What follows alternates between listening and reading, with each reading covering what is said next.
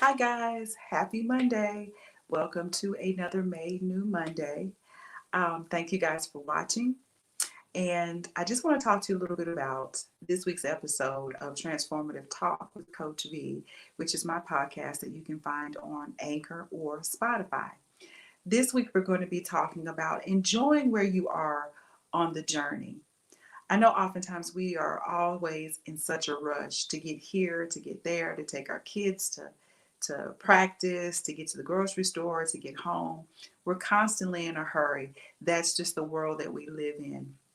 And so when it comes to the things of God, we often treat it the same way, as if we expect microwave service. If we just press a button that this is supposed to happen. If we pray this prayer one time, God is just going to do it right then and there. And God is absolutely a God of suddenly miracles. He can perform and does perform every day. But sometimes there's some things that we just have to patiently endure.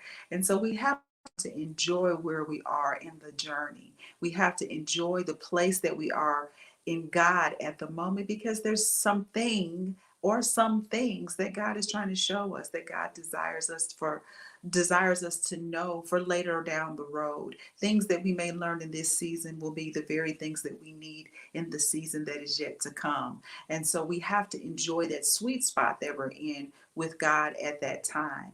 And so we're going to focus for just a few minutes on the transformative thought for the week, which is: my journey is my journey. My path is my path. I will enjoy where I am. We can't spend so much time looking at other people's journeys, where they are, what they've achieved, the accolades, the house that they have, or whatever the case may be. We don't know the price that they've paid to get the things that they have. We don't know what they're still doing to yet maintain those things or to be sustained in those things. We don't know what their relationship with God is like. Now, if you seek them to be a mentor to you, then you'll get those inside clues and hints. But at the end of the day, we need to focus on our own journey. We need to focus on the things that God is desiring to show us and reveal to us, and make that our focus. Make that the target. Make sure that we're taking care of our own home, the things within our home, being good stewards over those things, as opposed to worrying about what our neighbor has or what our coworker is doing. That's not the important thing. And that's how the enemy is so cunning and able to distract us, is because we start looking at other people. We start comparing ourselves to other people. We start trying to find cracks. We start trying to find loopholes. We're trying to find something wrong with somebody else and what they're doing, and finding fault. So therefore, we feel good about where we are. We feel good about the fact that we're not really doing what we're supposed to do. We're sitting here, it's kind of like sitting on the front stoop and watching people walk by, and you smile and say hello to them, but as soon as they get out of earshot, you're saying something negative about them. You're casting judgment. You're criticizing them. And you know nothing about that person. You know nothing about their situation, just as they know nothing about yours. But if you're spending more of your time and your energy in finding something negative about somebody else, versus spending that time and energy into truly pursuing the things of God and what He has for you, then we need to take the time to really evaluate where you are on the journey. Have you decided to just get off of the journey altogether because you grew impatient, because you grew frustrated? Or have you maybe just gotten to a fork in the road and you're really seeking God for direction? And if you are at that fork in the road, I pray that you will spend more time being quiet than you do speaking, especially speaking about somebody else, speaking about their situation, speaking about their circumstances, because you don't know it for a fact. And so you should take that time to ask God to show you you, to really talk to you about your situation, to really show you where you are on the journey, to show you where you're coming up short, where you're lacking, where you need to step up in, so that you can get past this point, so that you can move on to yet another place and enjoy more of God and what He has for you on down the road.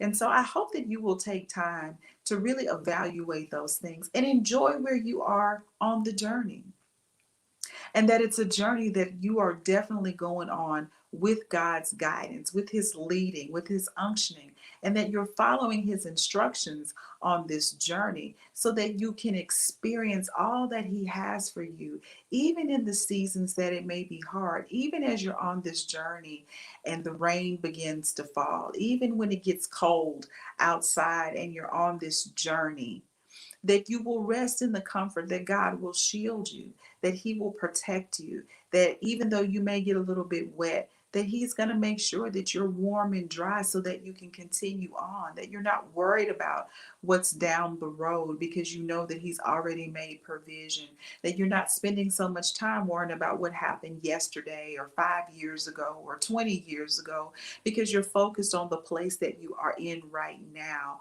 on that journey. Learn to enjoy where you are on the journey.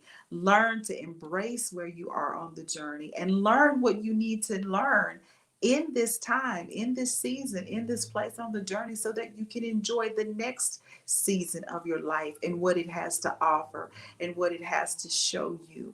And not be bitter and resentful about what you see others doing just because they may seem to be advancing or going farther than you. Seek God for what am I missing that you've been trying to tell me, what you've been trying to show me that I'm ignoring or I'm overlooking. You know, sometimes we can't see the forest for the trees because we're so stuck in this one thing. And so we have to seek God for his wisdom on how to get out of that rut, out of that place, to really be able to enjoy everything around us, to truly enjoy the flowers and the birds chirping and the clear blue skies and when the sun is shining. Sometimes we can't appreciate those things because we're so focused on this one thing. We it's important to have laser focus when it comes to things, but don't be so focused that you can't take a moment to stop and appreciate the beauty and the splendor that's around you on the way to success, on the way to accomplishing a task. We have to sometimes take a moment, take a deep breath, and to just enjoy the place that we are on the journey. Even when we're in the valley of our journeys, we have to take a moment and just say, God, I thank you that you're here with me in the valley. And then when we're on the mountaintop, God, thank you for your divine wisdom and knowledge and giving me what I need so that I can enjoy this moment on the mountaintop because you're with me. He's with us in the valleys, he's with us on the hills. And so everywhere that we go and everything that we do, we have to take God with us. We need his instructions. We need his direction. We need his divine protection. We need his wisdom. We need his grace. We need his favor. And so if we don't take the time to stop and enjoy those small things, how will we really be able to appreciate the big things? Because there's so much more than just achieving the task. That's absolutely important. It's great to have achieved, getting the home of your dreams. But what is it to gain the whole world if you've lost your soul? It means absolutely nothing. The house will still be empty. The job will not be as meaningful if you've had to backbite and backstab others to get that promotion or get that position.